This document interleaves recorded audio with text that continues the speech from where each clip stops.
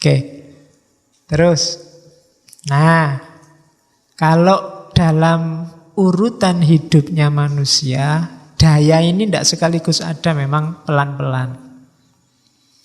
Biasanya yang muncul duluan yang bahimiah tadi, karakter kehewanan sebenarnya, kematerian. Bayi itu kan urusannya ya dengan pertumbuhannya, makan, minum, nyari seneng, nyari enak.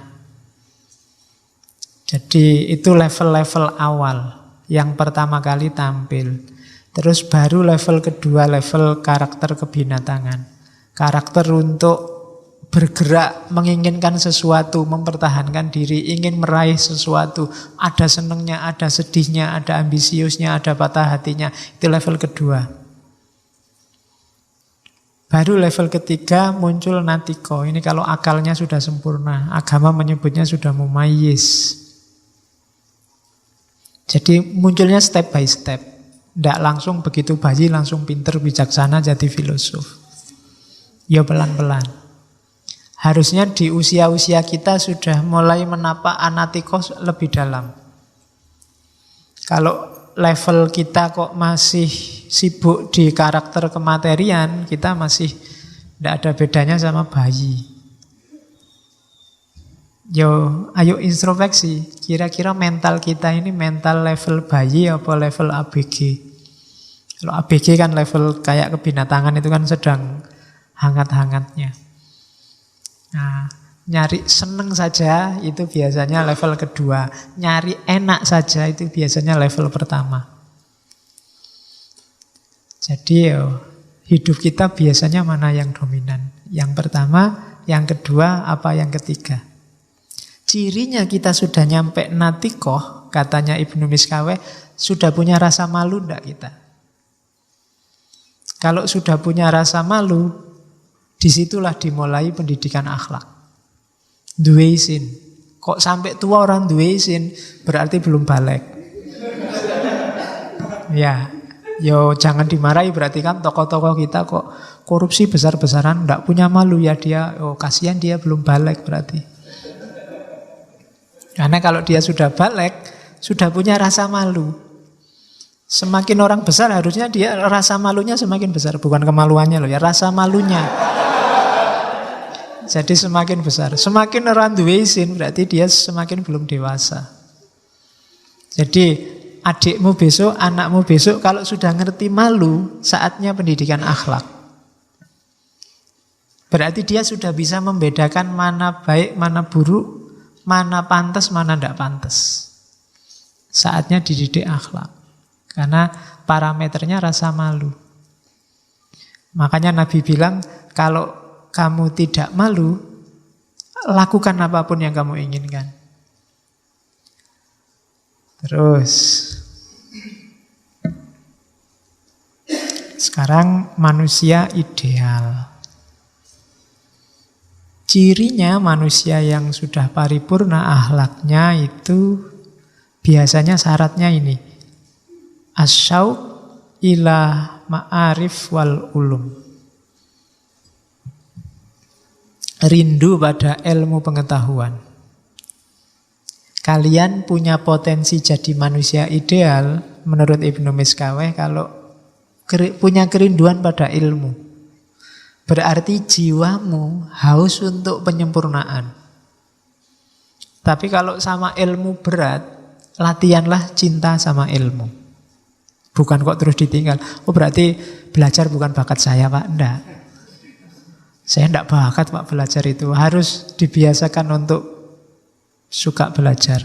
Karena dari situ nanti kita bisa mencapai manusia ideal yang kondisi jiwanya optimal tadi. Nah, suksesnya kamu di dunia ilmu itu kalau pengetahuannya sudah nyampe level kulliyat. Makanya kamu kalau di kampus kan kuliah namanya. Itu harusnya sampai level kamu menyempurnakan pengetahuanmu. Jadi level kuliah itu kamu punya wawasanmu lengkap tentang hal-hal yang umum dan general. Sehingga untuk hal-hal kecil kamu bisa langsung memutuskan. Karena yang umum besar-besar kamu sudah tahu. Itu namanya kulliyat.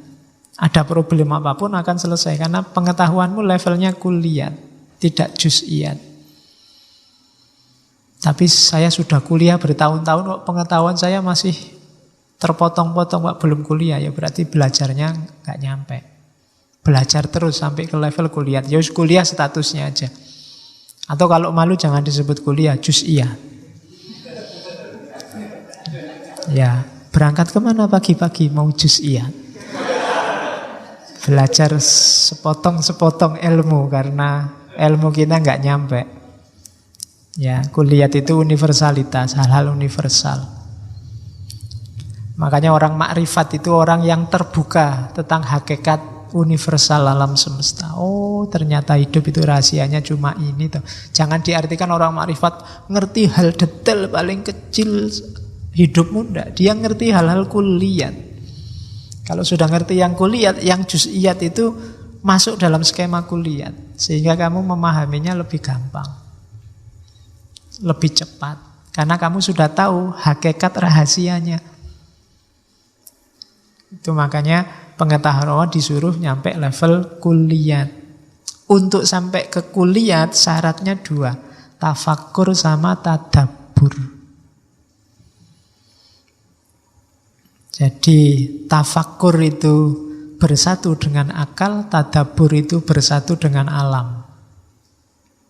Tafakkur itu membaca mikrokosmos dirimu sendiri, tadabbur itu membaca makrokosmos alam semesta.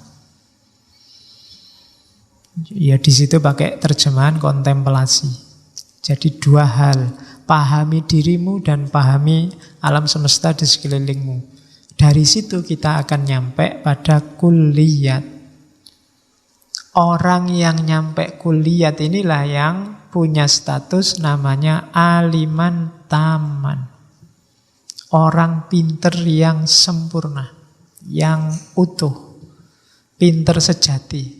Bukan pinter sepotong-sepotong. Inilah manusia ideal. Yo yang namanya ideal biasanya yo cuma jadi standar. Kita semua berusaha ke sana. Dan hanya sedikit yang benar-benar nyampe di sana. Tapi dia harus kita jadikan patokan, tujuan kita ke situ. Dan nanti Allah yang dinilai kan usaha kita, bukan hasilnya. Kalau kita berusaha ke sana, biasanya Allah datang untuk menyeret kita ke tujuan terminal terakhir. Jadi patokannya kesempurnaan jiwa ada di manusia ideal. Manusia ideal itu syaratnya adalah orang yang cinta ilmu. Cirinya cinta ilmu, dia punya pengetahuan kulliyat. Dari mana datangnya pengetahuan kulliyat? Tafakkur dan tadabbur.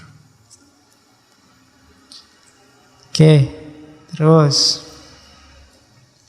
Nah, kalau sudah jadi manusia ideal, bangunlah relasi dengan sesamamu, dengan lingkungan sekelilingmu. Cuma pakai relasi yang paling agung dalam hidup manusia, relasinya namanya relasi cinta. Cinta pun jangan tanggung-tanggung, jangan cuma cinta manusiawi nanggung, cinta ilahi. Cinta manusiawi itu juz'iyat, cinta ilahi yang kulliyat. Kalau dalam dirimu ada kualitas cinta ilahi, pasti kamu cinta semua di bawahnya.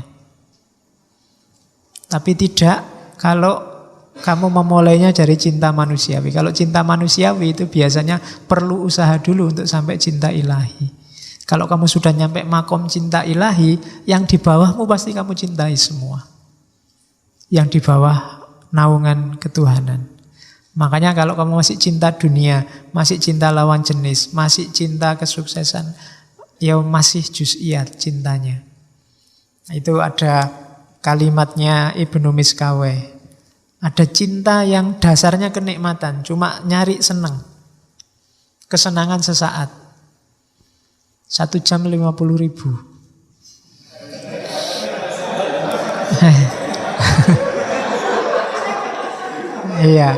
Loh aku diceritani begitu, ada hotel-hotel melati tertentu itu jam-jaman sak jam 50.000. Lah kok murah? Ya. Padahal itu cuma istirahat sebentar. Mbok kalau istirahat sebentar di masjid aja kan boleh. Gratis, tidak bayar. Kalau dasarnya kenikmatan, melekatnya cepat, hilangnya cepat. Jadi cepat loh itu, paling berapa menit kan kamu sudah. Pengennya kemerungsung kayak ya, tapi cepat selesai. Jadi itu dasarnya kenikmatan. Ya enggak cuma itu ya, kenikmatan makan, kenikmatan itu. Kalau pas lagi lapar kan kayak ya, semua mau dimakan. Begitu makan sudah kenyang ya sudah selesai, cepat. Jadi hati-hati kalau kamu punya pacar, dasarnya apa kamu cinta aku. Kalau nyari kenikmatan ya cepat itu nanti datangnya dan cepat perginya. Atau kebaikan. Nggak, aku suka kamu karena kebaikan. Nah itu melekatnya cepat. Dan hilangnya juga lama. Jadi dasarnya kebaikan. Karena kebaikan itu kan tadi khair, kualifikasi jiwa. Karena kamu baik, itu lama hilangnya. Tapi kalau kenikmatan, karena kamu cakep, itu kan hubungannya sama kenikmatan fisik. Itu biasanya lebih cepat hilang. Karena secakep-cakepnya orang pasti jelek pada akhirnya. Kamu kok cakep ya, aku naksir loh. Itu cepet hilang yang itu. Tapi kamu kok baik ya, tapi yang kayak gitu biasanya gombal.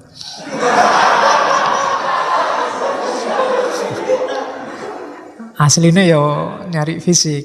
Tapi yang memang kebaikan, benar-benar karena kebaikan, itu biasanya lebih tahan lama. Ada yang kemanfaatan. Kalau dasarnya kemanfaatan, melekatnya lama, hilangnya cepat. Kamu suka karena temanmu ini punya motor dan kamu bisa memanfaatkan pinjam motornya. Nah, itu lama kamu bisa lekat sama dia. Kalau sudah lama-lama baru kamu tersentuh oleh temanmu itu. Tapi hilangnya cepat. Begitu motornya dijual ya sudah. Karena yang kamu ambil manfaat sudah hilang. Jadi kenapa kamu suka temanmu itu? Senang saya Pak, kalau ujian bisa nyontek. Begitu temanmu gak asik contekan ya sudah putus. Hilangnya cepat dan nyambungnya lama. Atau cinta yang dasarnya semua kebaikan. Nah itu berarti ya lekat sekali dan pudarnya lama. Cuma 4 hal ini levelnya cinta manusiawi, duniawi. Adalah yang merangkum semua cinta ilahi. Jadi bangunlah relasi di level